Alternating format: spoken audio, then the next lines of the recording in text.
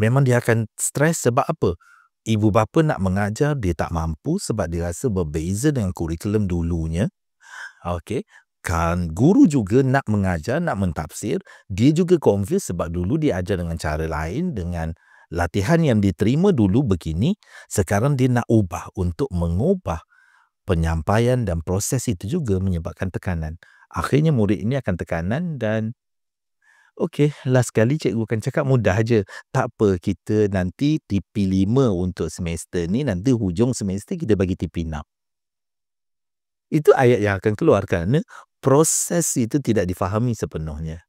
Okay, sebab yelah macam saya sendiri pun ayah kan, bila kita tengok matematik, bahasa Inggeris apa semua, saya pun dah macam dulu ni macam time darjah 4 darjah 5 baru belajar benda ni darjah 1 dah belajar. So macam bila kita nak ajar, bila kita ajar lebih sikit